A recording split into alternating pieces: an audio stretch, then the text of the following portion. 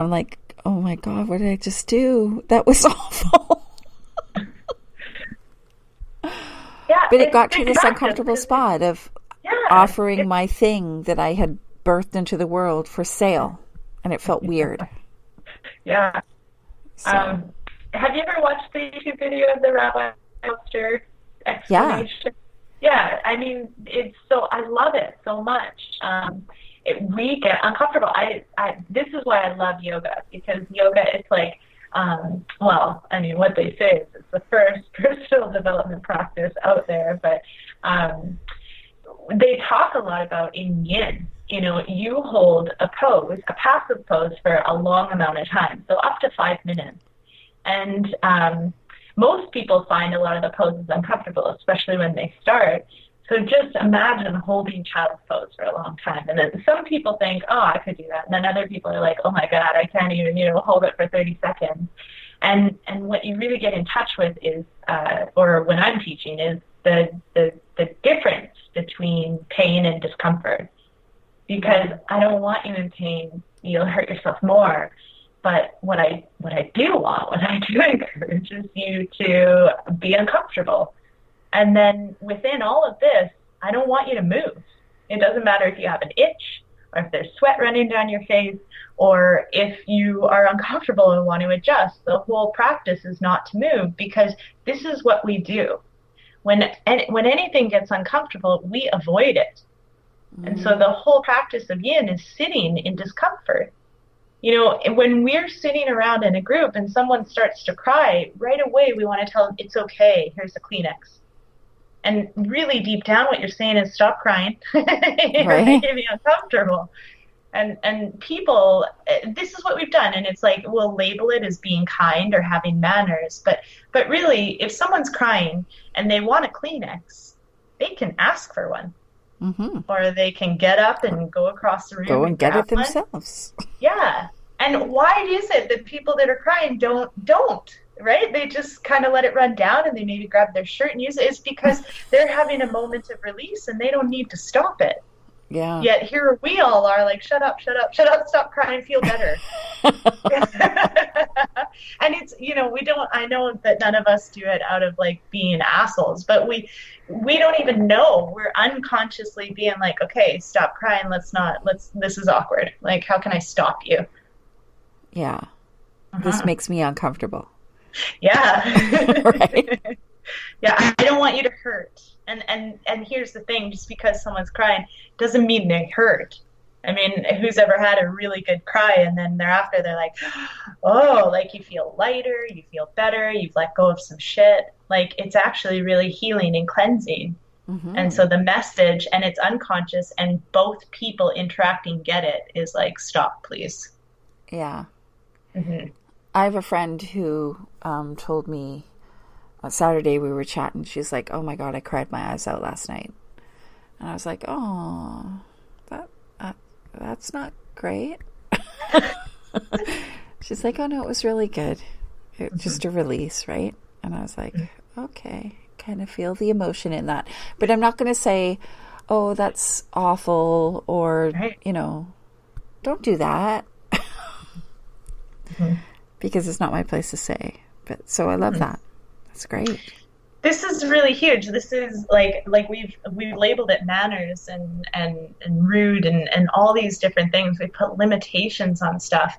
But can you imagine a world where we like actually felt our emotions? The only emotion that we ever feel, in my opinion, and just let go, and this isn't true for everyone, but is happiness. Yeah. So someone tells a joke and we laugh, like ha ha ha ha ha, we let it out, and and we go on about our day.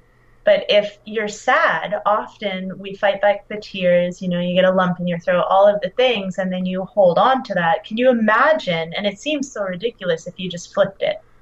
And all of a sudden, someone told a joke, and then you didn't laugh. You actually held on to it, you know, you went about your day and you did all of the things and you never laughed and you never cried.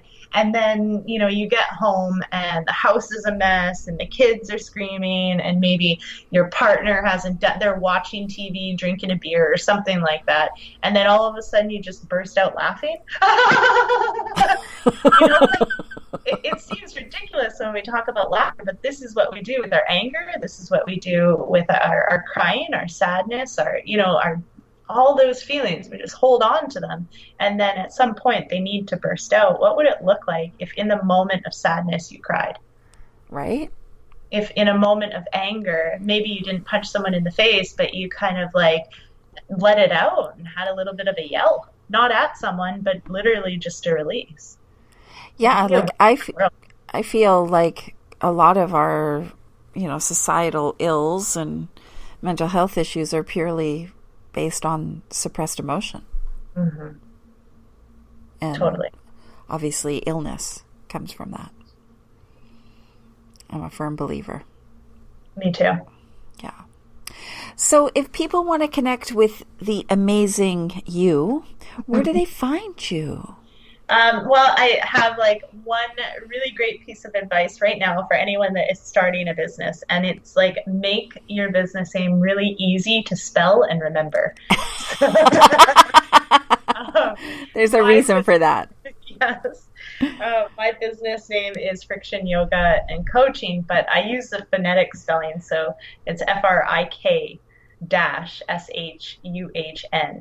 Friction Yoga and Coaching.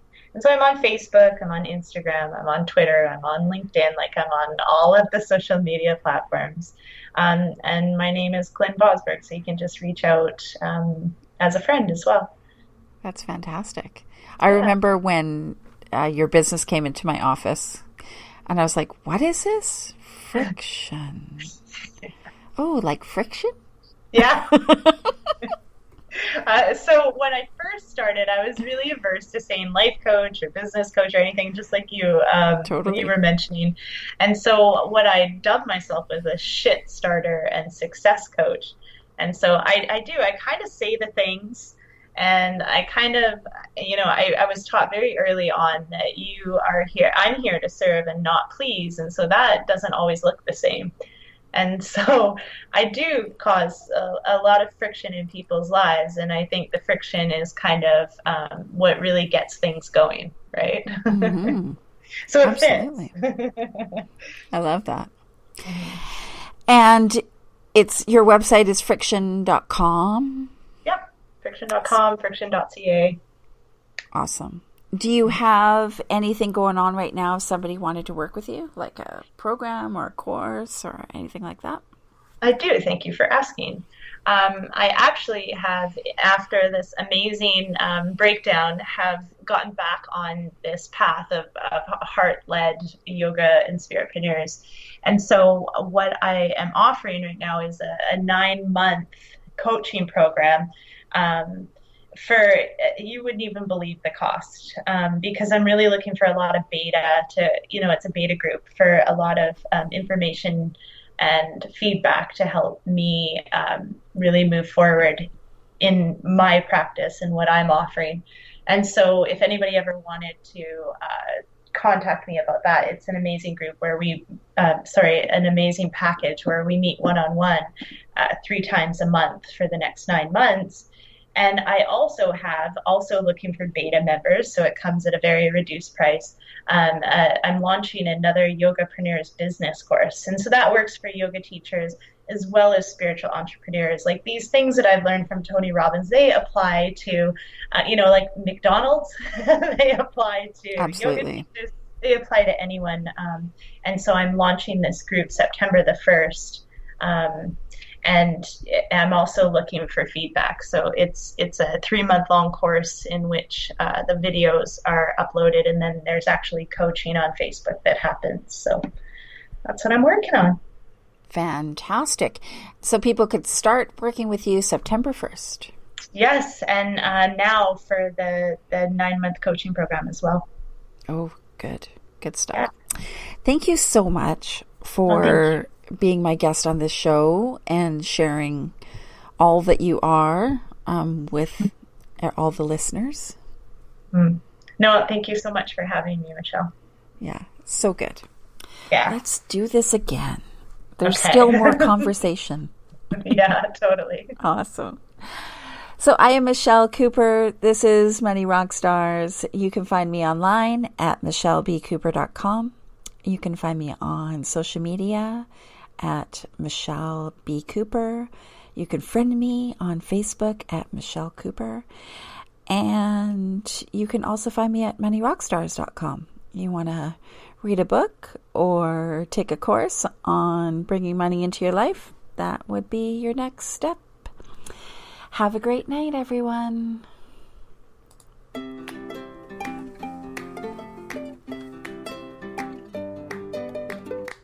I can do anything. I can reach any goal today. I can do what I want. I can be what I want to be.